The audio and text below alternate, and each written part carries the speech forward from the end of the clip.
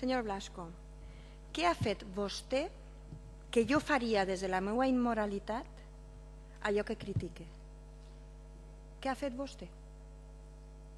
El problema és que a vostè li traeix l'expressió corporal i les paraules. Vostè ha dit, vostè, des de la seva immoralitat, faria el que està criticant.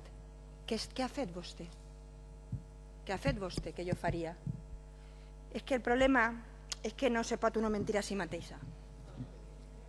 És el problema. I vostè sap el que ha fet. Vostè sap el que ha fet. I ve així a dir-me si vostè faria el mateix que jo. Sí?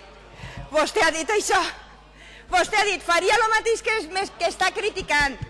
Faria el mateix que està criticant. Igual que segurament per esta interrupció, igual que a vostè per esta interrupció no l'expulsaran del ple. I a la senyora Noguera sí. Però en fi, què ha fet vostè? I mire, jo no he afirmat res en esta trona avui. Jo només he fet que preguntes. Vostè m'ha dit. Res del que ha afirmat és cert. Jo no he afirmat res. Li he fet preguntes a vostès i no ha contestat ni una de totes les preguntes que li he fet. Jo li he dit, l'única afirmació que he fet és que vull creure-lo, el que vostè tinga que explicar així, però no ha explicat res. No ha explicat els 275.000 euros de consultories, què se consulta, en què se gasta, qui cobra, què s'ha de consultar per fer un pou i per sembrar? Oiga, que és la professió més vella del món, que era un projecte d'agricultura, que no era un projecte de la NASA. Què se consulta? No m'ha contestat. En què transport viatjaren per gastar-se 180.000 euros en Nicaragua un tal Felipe Imer i Barreda, de les factures que jo vaig veure, a una fira agroalimentària? En què transport anaren per valdre això? On dormiren? No ho ha contestat, senyor Blasco. No m'ha contestat la relació entre Ahmed i el president d'Entre Pueblos i per què ONGs que tenien este any 20.000 euros de subvencions, a l'any següent tenen 1.400.000 euros. Una suma, una diferència molt substanciosa. No ho ha explicat, senyor Blasco. Jo he preguntat tot això i no ha explicat res. I per tant, vostè me pot dir així, immoral, desvergonyida, ignorant, malintencionada. Jo li ho accepte tot. I per cert, li dono moltíssimes gràcies, potser no li ho ha donat ningú encara.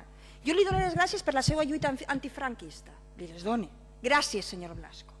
Malauradament, no sé què ha passat, que d'aquello, esto. No ho entenc. Però li dono les gràcies per la lluita antifranquista. Potser no ho ha fet ningú encara i està vostè així mirant a veure si algú li dona... Gràcies, senyor Blasco. Gràcies. Ara bé, com a demòcrata, oui, doncs permetem, i això sí que és una afirmació, deixa prou que desitjar. Perquè vostè ha donat un expedient al que tenia obligació de donar. Jo no me tinc que esperar a la justícia.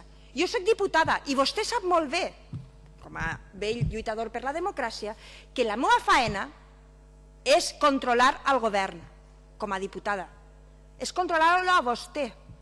Independentment del que faci la justícia, jo ahir no me clavaré, ja faran els fiscals, ja faran els jutges, però vostè sí té que respondre a les coses que li plantegem. Això és un principi democràtic bàsic, senyor Blasco, és un principi democràtic bàsic, i vostès s'han oblidat d'això. És que no ens fa ningú favor donant-nos l'expedient, és que és la seva obligació. La seva obligació és donar-te l'expedient, els documents, les factures. No és ninguna magnanimitat per la seva banda. Sap vostè? Això també és democràcia. No m'ha contestat tampoc ni a la meva companya si Joaquín Blasco, de DESFA, va estar en Haití com a representant d'Entre Pueblos. I per què? Contesta aquestes coses senzilles. No són afirmacions, no són gestos. I no li havia fet ningú gest abans, però està vostè molt susceptible. O no té la consciència tan tranquil·la com diu tindre-la. Està molt sensible vostè. Contesta aquestes coses. Contesta lo de Nicaragua, lo d'Haití, a lo de l'entramat. Conteste. Aquestes senzilles preguntes, senyor Blasco. Mire si és fàcil. I a partir d'ahí me pot insultar tot el que vulgui. Jo crec que va en el càrrec, mire. Podrien ser un poquet més educats, però en fi, jo m'ho prenc bé.